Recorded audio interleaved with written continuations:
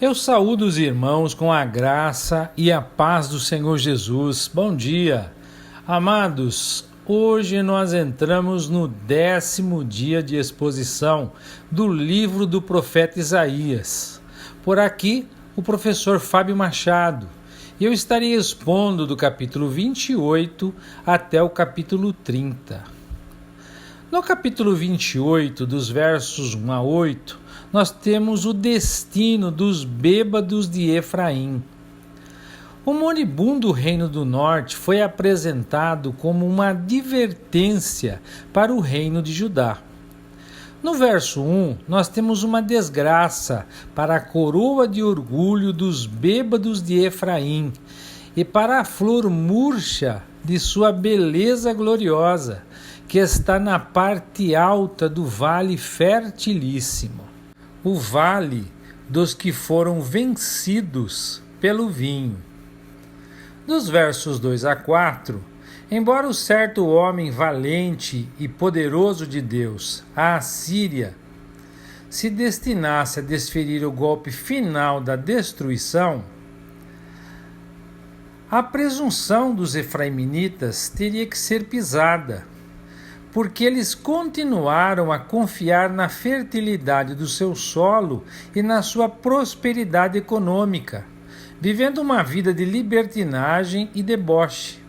Sendo assim, eles seriam colhidos como um figo temporão, que aquele que o vê rapidamente o apanha e o devora. No verso 5, em contraste com esta glória efêmera e carnal de Efraim, está o próprio Senhor, que é a verdadeira e única glória de Israel, e que um dia será reconhecido como tal pelo remanescente dos verdadeiros crentes. Ele os fortalecerá com justiça no juízo e vitória na guerra. No verso 6, o Senhor dará a seus juízes anseio pela justiça e coragem aos guerreiros que defendem os seus portões. No verso 7, agora, porém, Israel é conduzida por bêbados, que vacilam e cambaleiam por causa do álcool. Até mesmo os sacerdotes e os profetas participavam desse excesso repulsivo. Vacilam quando têm visões e cambaleiam quando pronunciam suas decisões, tendo suas mesas cobertas de vômito, a sujeira por toda a parte. Dos versos 9 a 22 do capítulo 28, a zombaria de Judá é respondida. Nos versos 9 e 10, temos o questionamento a respeito da forma como Isaías e outros profetas de verdade os tratavam. Esses versículos dão-nos a resposta sarcástica do partido pró-assírio do rei Acás, que resistiu ao impacto das palavras de Isaías, registradas nos parágrafos anteriores. Eles zombavam de suas observações, chamando-as de infantis, apropriada para as crianças, mas inteiramente irrelevante para homens adultos que entendiam a arte da política prática. Eles repudiavam os ensinamentos proféticos como se fossem triviais, preceito sobre preceito, regra sobre regra. Dos versos 11 a 13, a solene resposta a essas zombarias. Deus lhes oferecera segurança e paz se confiassem nele e se lhe submetessem. Mas eles preferiram confiar na Síria. Portanto, teriam de aprender com seus próprios erros pelo castigo recebido através daqueles que falavam uma língua estrangeira, pois a língua assíria era totalmente incompreensível para os hebreus, embora distantemente aparentada com a sua língua. Pelos golpes do martelo da desgraça e infortúnio cumulativos, teriam de aprender a amarga lição do preceito sobre preceito e regra sobre regra. Nos versos 14 e 15, esses zombadores são identificados como os altos oficiais do governo que apoiaram a política estrangeira de Acaz de subornar a Assíria a que entrasse em um tratado de aliança. A Assíria manejava o seu poder nos interesses do inferno e espalhava a morte e a destruição por onde quer que passasse. No entanto, os judeus a escolheram e não a Deus para ser sua protetora. Isso foi inútil, supondo que poderiam assim escapar ao seu poder devastador. Fizeram um pacto com um poder pagão que considerava os tratados inconvenientes, como simples pedaços de papel. Como conclui o versículo: por nosso refúgio temos a mentira, e debaixo da falsidade temos nos escondido. No verso 16, em contraste com esta supostamente inteligente diplomacia de poder político, Deus declara então a verdadeira base da segurança de Israel. Vejam, ponho em Sião uma pedra angular, uma pedra firme e testada. É uma pedra angular preciosa, sobre a qual se pode construir com segurança. Quem crer nela jamais será abalado, fazendo referência ao Redentor messiânico. No verso 17, o falso fundamento, engano e mentiras dos sábios do mundo teriam de ser violentamente varridos na catástrofe da invasão assíria, e o tratado da aliança feito por Judá seria comprovadamente um falso refúgio. No verso 18, a vossa aliança com a morte. A aliança com a Síria seria anulada quando o governo assírio se voltasse contra Judá para tratá-la como inimigo subjugado. Então, Judá se juntaria a uma conspiração de revolta contra Sargão, mas mais especialmente contra Senaqueribe, quebrando assim solenes juramentos de fidelidade ao governo assírio. No verso 19, as incursões punitivas dos assírios seriam periódicas e de intensidade crescente, até a terrível campanha de 701 a.C. No verso 20, a expressão "a cama será tão curta". Mesmo com a ajuda do Egito, os recursos de Judá seriam desgraçadamente insuficientes para enfrentar a pressão da Assíria.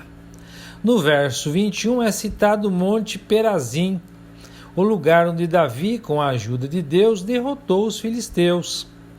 Os gibeonitas também foram vencidos por Josué e são citados aqui. Mas agora, esse mesmo poder de Yahvé seria voltado contra seus próprios filhos da aliança, um ato incomum ao qual Deus foi compelido por causa de sua desobediência. No verso 22, o Senhor dos Exércitos disse e está decidido a destruir toda a terra. Portanto, deixem de zombar dele, ou a sua punição será ainda maior. Nos versos 23 a 29, a situação de Judá está exposta como uma parábola. Os oráculos dos versos 14 a 22 já haviam reconhecido que o castigo do seu próprio povo foi uma ação estranha e misteriosa de Deus. Evidentemente, este era um conceito estranho demais para ser compreendido ou aceito por muitos em Judá. Será que Deus seria capaz de trazer o desastre sobre o seu próprio povo? Por isso, Isaías reafirma os seus argumentos e predições, usando uma parábola da agricultura, em geral, as habilidades do agricultor no cultivo do solo, que não são questionadas, ou seja, são conhecidas pelas outras pessoas. A lição, então, é que Deus, que ensina o agricultor, não é menos hábil e sábio na sua própria agricultura. somos lembrados inevitavelmente de que Judá era a vinha de Deus. Destaca-se assim o fato de que, para alcançar os melhores resultados, os agricultores precisam aplicar uma variedade de diferentes procedimentos. Em especial, o agricultor precisa aplicar uma medida de atividades violentas para alcançar resultados. Mas ele não se atreve a exagerar no uso da força, ou então tudo estará perdido. Deus então precisa tratar com severidade o seu próprio povo, mas as suas ações têm um propósito, e ele certamente não irá longe demais na execução do castigo. O profeta conclui a parábola com um lembrete de que o Senhor não é somente magnífico em sabedoria em geral, mas também é maravilhoso em conselhos, isto é, em oferecer o melhor conselho prático, por meio dos seus profetas, quando ocorrem sérias crises políticas. No capítulo 29, vai falar da cegueira espiritual e da hipocrisia do povo. Nos versos 1 a 4, os descuidados judeus tinham de ser humilhados e chamados à sobriedade diante de Deus. Ariel, que significa literalmente leão de Deus, é um nome simbólico para Jerusalém, aqui chamada de lareira de Deus, provavelmente referindo-se ao lugar do altar de Deus, dando a entender que o fogo do juízo divino queimaria lá. A ordem era para que deixassem que as festas completassem o seu ciclo e que eles não matassem os sacrifícios. Os judeus eram fiéis na celebração das festas da Páscoa, do Pentecostes e dos tabernáculos todos os anos, ainda que com as mãos culposas, sem arrependimento. O Senhor disse a eles que acamparia ao seu redor e iria cercá-los, como o fez por meio da instrumentalidade dos assírios em 701 a.C. Jerusalém seria lançada por terra, colocada em desprezível humilhação e extrema posição de súplica. Falaria desde o pó. Nos versos 5 a 8, a multidão de inimigos tiranos de todas as nações serão como o pó miúdo e como a palha que voa. Com trovões e com terremotos e grande ruído, tufão de vento e tempestade e labaredas de fogo, a vinda do Senhor para seu povo é descrita com imagens dos elementos que o acompanharam lá no Monte Sinai e de quando ele lutou por Israel. O Senhor súbita e rapidamente dispersaria e destruiria esses pagãos assediadores. A multidão de nações que lutam contra Jerusalém desaparecerão como num sonho. Os que atacam seus muros sumirão como uma visão noturna. Assim como o faminto sonha que está comendo, mas ao acordar sente fome, e o sedento sonha que está bebendo, mas ao amanhecer ainda está com sede. Assim seria com seus agressores, aqueles que atacavam o Monte Sião. Nos versos 9 a 12, nós temos uma reprimenda aos patrícios espiritualmente cegos de Isaías. No verso 9, estatelai-vos e ficai estatelados, cegai-vos e permaneceis cegos, bêbados então. Tal como o beberrão teria evitado sua condição de embriaguez, abstendo-se do álcool, assim aqueles que a si mesmos se cegaram com a loucura do pecado e incredulidade, esquivaram-se de sua condição. No verso 10, o Senhor fechou os vossos olhos. Cegueira judicial foi o resultado natural de terem inicialmente fugido da vontade de Deus revelada. Até mesmo os profetas profissionais perderam o contato com Deus e já não recebiam nenhuma mensagem dele. Nos versos 11 e 12, a Bíblia e os oráculos dos profetas verdadeiros e fiéis de Deus permaneceram incompreensíveis e irrelevantes aos homens modernos do 8º século a.C., que achavam que tinham avançado além dos seus antepassados na sua submissão fora de moda à autoridade da revelação de Deus, não tendo, portanto, nenhuma autoridade fora de si mesmos e do seu raciocínio. Eles não viam nem pé nem cabeça na mensagem de Deus para eles, através das Escrituras. Nos versos de 13 a 14 do capítulo 29, esses versículos anunciam a sentença divina de cegueira judicial sobre a perversidade da adoração hipócrita. Como castigo, Deus vai transformar a sabedoria humana em tolice. Um simples princípio intelectual ensinado pela filosofia moral não é um substituto satisfatório para a verdadeira submissão do coração. O verso 15 é uma alusão a intrigas secretas com o Egito, que foram realizadas sem o conhecimento de Isaías.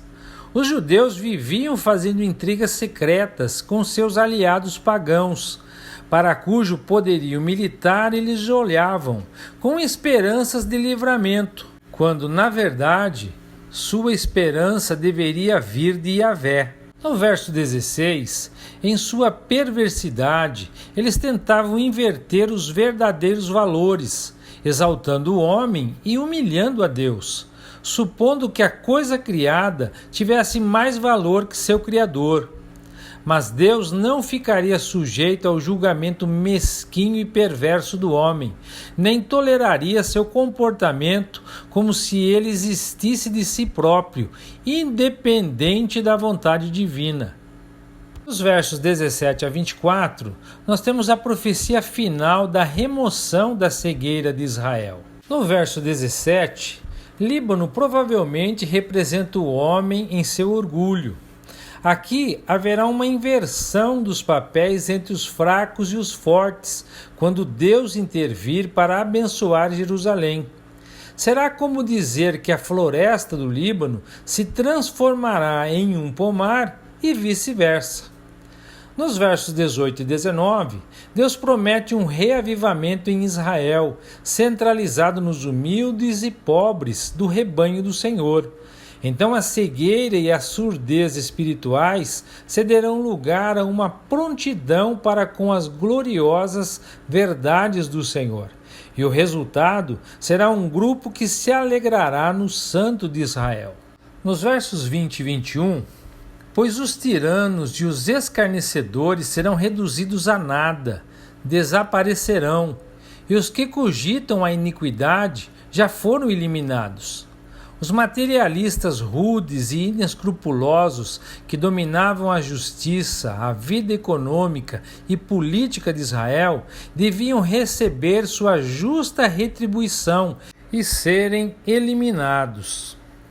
Nos versos de 22 a 24, o Senhor que resgatou a Abraão diz ao povo de Israel que eles não serão mais envergonhados, nem empalidecerão de medo, quando eles e suas famílias se aperceberem das obras maravilhosas de Deus.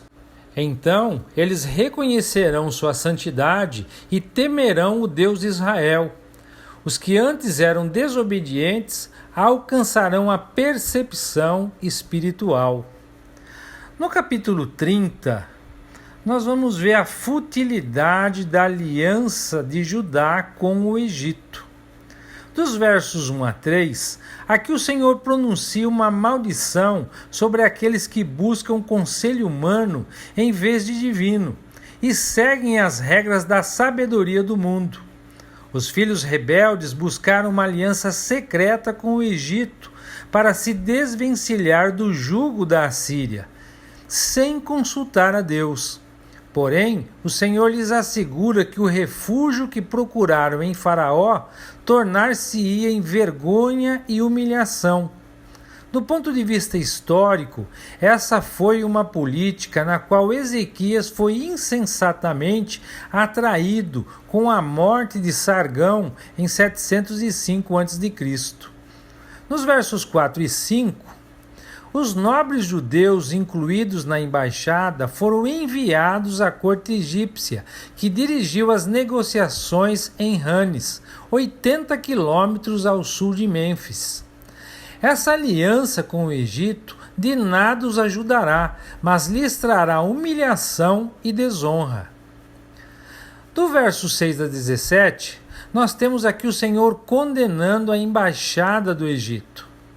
No verso 6, a besta do sul, o título é mais um entre os títulos enigmáticos, explicado pelo restante do versículo. Os enviados de Judá são retratados como fazendo uma jornada árdua e arriscada, cheia de animais perigosos, através do Neguebe, pois para manter o segredo, eles evitaram a estrada costeira principal até o Egito, carregados de suborno, tesouros e riquezas. Mas a jornada cara e perigosa é vã, pois o Egito nada lhe estará em troca. No verso 7, pois o Egito, cuja palavra original aqui nesse texto é Raabe, significa literalmente tempestade ou arrogante. Ele não estava interessado em ajudar ninguém. Suas promessas não têm valor algum. Vão e inútil é seu auxílio. Nos versos 8 e 9, Isaías devia escrever em uma tabuinha, como num registro público, para as futuras gerações, para que eles pudessem aprender sobre a insensatez de Israel em confiar no Egito e não no Senhor, e que Deus estava aborrecido com o povo de Judá, chamados aqui de povo rebelde, filhos mentirosos, que rejeitavam sua palavra e permaneciam em sua desobediência teimosa. No verso 10, os ouvintes de Isaías estavam cansados de ouvir conselhos contrários aos que eles queriam seguir. Por isso, eles gostariam que ele mudasse sua mensagem para que ela se acomodasse aos seus planos e, principalmente, às suas consciências. No verso 11, não faleis mais do Santo de Israel. Eles não queriam ouvir mais sobre Deus e seus caminhos. Nos versos 12 e 13, então o Senhor lhes responde, dizendo que porque eles rejeitam sua palavra e confiam na opressão e perversidade, a calamidade viria sobre eles, como um grande muro que desabaria rápida e repentinamente, sem que ninguém pudesse fugir. A parede de obstinação que edificaram para sua proteção entraria subitamente em colapso sobre eles e os esmagaria mortalmente. No verso 14, Deus despedaçaria sua iniquidade, ou o muro que a simbolizava, como se fosse um vaso de barro, em cacos muito pequenos. Nos versos de 15 a 17, por intermédio dos seus profetas, Deus os tinha advertido a que retornassem para ele. Isso é, a que se arrependessem e a que descansassem ou confiassem nele, pois então ele os libertaria do jugo da tirania do senhorio assírio.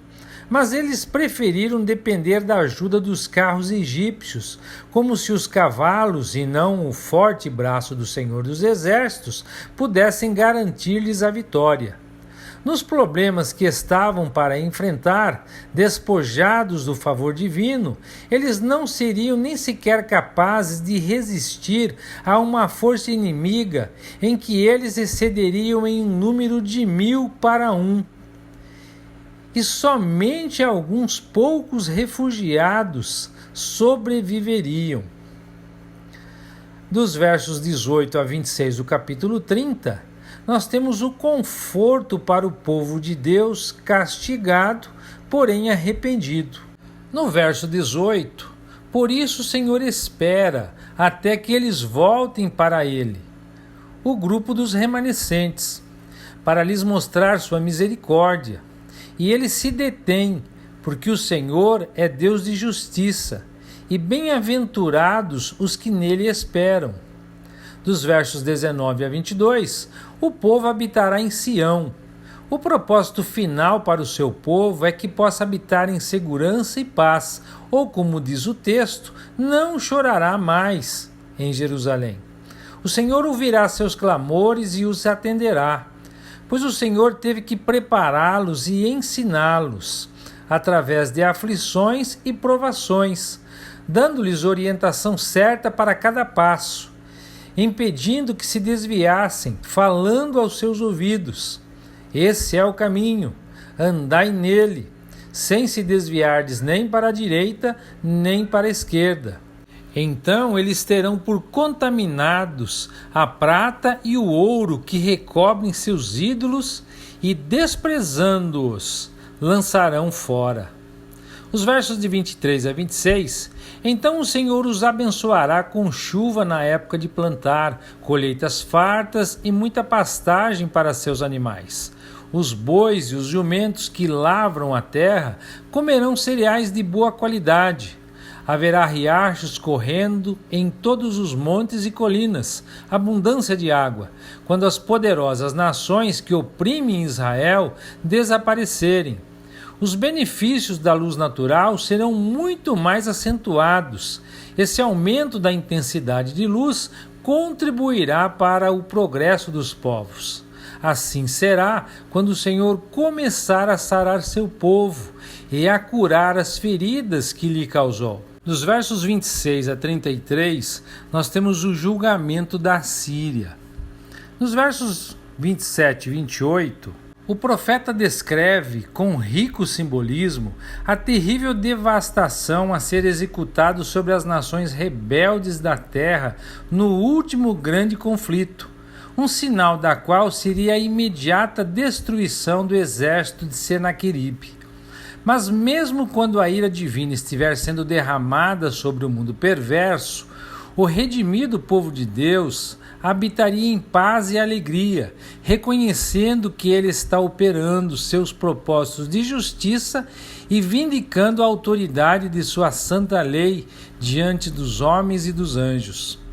Os tamborins e as harpas do verso 32 constituem a orquestra que fará ecoar louvores ao Senhor em Jerusalém, enquanto o Senhor destrói com seu cetro todo o exército assírio de uma maneira sobrenatural. No verso 33, Tofete ou fogueira era o nome de um lugar onde se adorava Moloque, no Vale dos Filhos de Inom, exatamente do lado de fora da extremidade sudoeste de Jerusalém. Ali, judeus idólatras, desde o tempo de Acás, executavam abomináveis sacrifícios de crianças, segundo a narrativa do segundo livro de Reis, capítulo 23, verso 10. Uma fornalha, ou tofete da destruição, estava sendo preparada há muito tempo para o rei assírio, semelhantemente à fornalha dos sacrifícios no vale de Inom. E assim, amados, terminamos a exposição de hoje.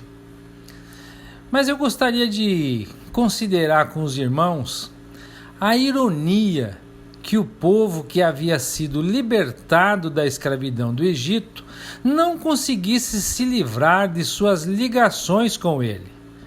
Eles precisavam apenas olhar para a sua história para perceber qual escolha seria melhor para eles.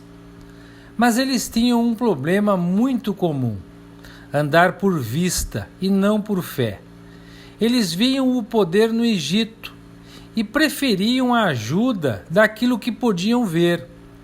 Eles negligenciaram sua fé no Senhor Deus, que já havia feito tantas obras maravilhosas entre eles. Mas assim como Israel, muitos cristãos têm dificuldade em crer naquilo que Deus disse e deixou registrado para nós. Porque o meu justo viverá pela fé, e se ele recuar, minha alma não tem prazer nele. Que o Eterno os abençoe, e até amanhã, se Deus quiser.